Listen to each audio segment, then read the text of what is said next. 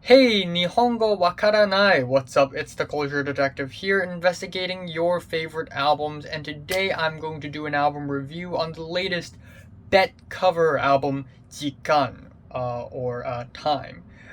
Thanks to the fact that I understand some kanji because I understand written Chinese, so I know that it means time. And I think it is pronounced Jikan, so time. Betcover. Time. So, I've never heard of betcover until like a couple weeks ago when they randomly popped up in rateyourmusic.com. It caught my attention because the album cover looks kinda bad. It looks like a squashed, compressed screenshot of like a music video. It is just bad. But it got my attention. I listened to it, and I actually ended up enjoying this album a lot. I honestly thought I would be underwhelmed by this album. And I was wrong. This album is actually really friggin' good. I don't know why. Just 2021 is just full of good music. It's amazing, honestly. Just one good album after another, after another, after another. I just can't stop the good albums. But essentially, betcover is a rock band from Tokyo, Japan, and this is their latest album. And their kind of music isn't really all that unique or anything. Their music is essentially soft rock and art rock, a la King Cruel and maybe a bit of Portishead. So I'm gonna go through the album track by track, of course, and I, other than the single, I actually don't know the lyrics to any of the songs because they're all in Japanese and I don't speak Japanese and I don't understand it.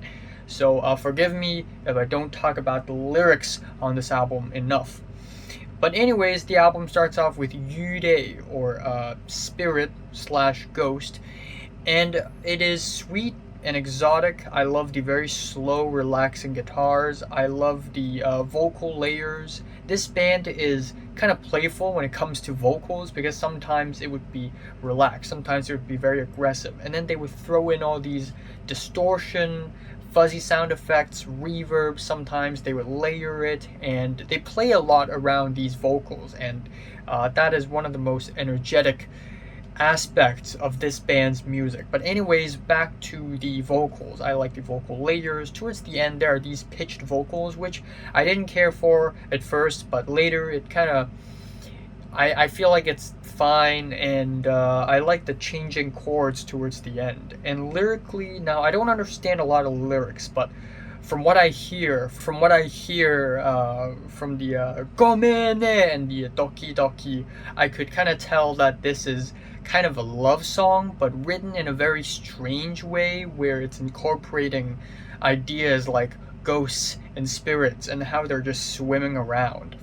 Next up, we have the track Kitsune, which means fox. And this track has crispy drums, a very groovy, distorted bass, and a very aggressive chorus and fuzzy vocals. And at first, I was kind of thrown off by the very aggressive performance in the middle of the song, but at the end, I think it's kind of fine.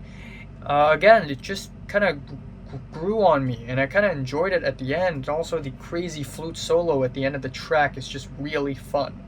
Then we have the track "Ai Doru," which has these consistent 8/8 fuzzy percussions, and it has a very soft and nice and almost festive flavor to it because of the crazy ringing drums on this thing. Not drums, but that there's a percussion where it's like that is the percussion I'm referring to. I forgot the name of this percussion, but you get the idea.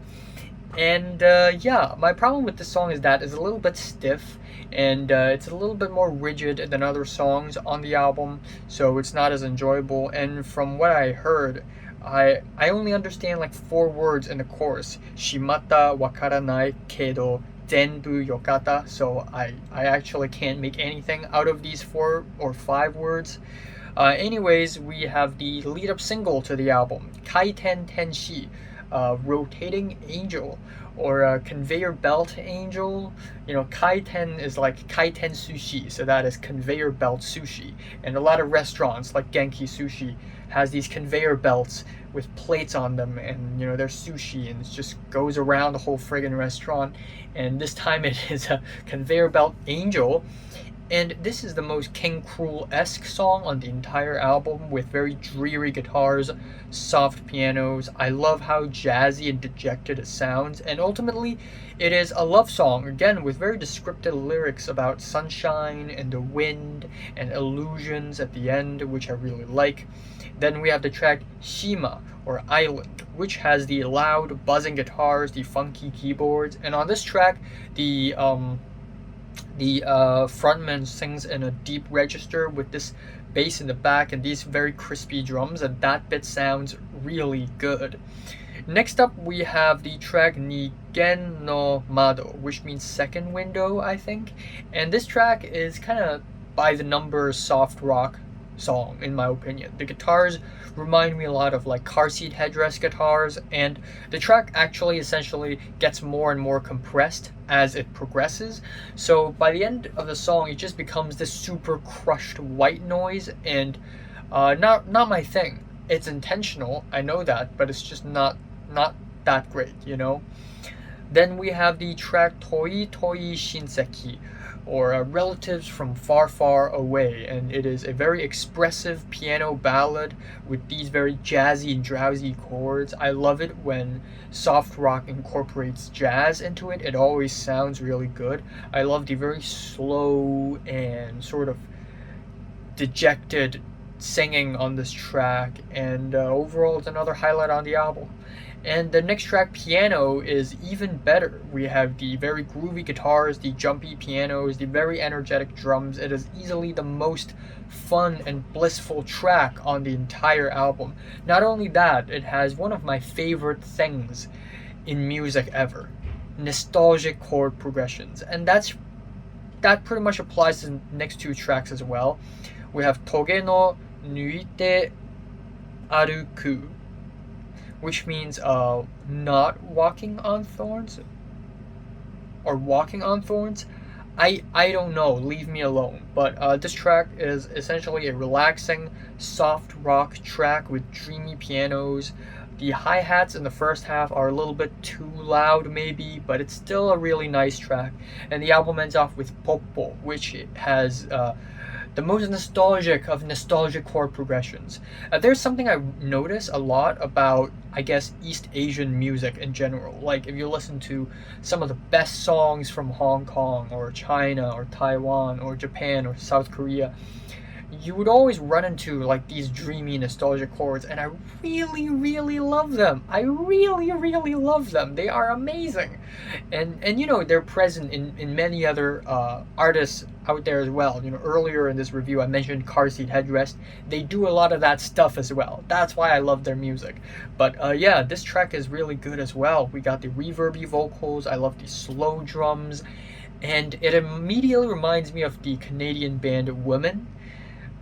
It just sounds really similar to Women for some reason, but in a good way, because Women is a really friggin' good band as well. And overall, I think it is a very beautiful ending to the album. It also becomes very blissful at the end. It just becomes super energetic, and it is a really nice conclusive ending.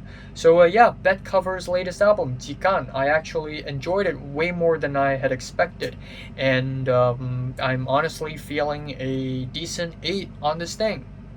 So, have you listened to the latest betcover album? For 1 to 10, how much did you rate it? Like, if you like it, and subscribe if you want more, and thanks for watching.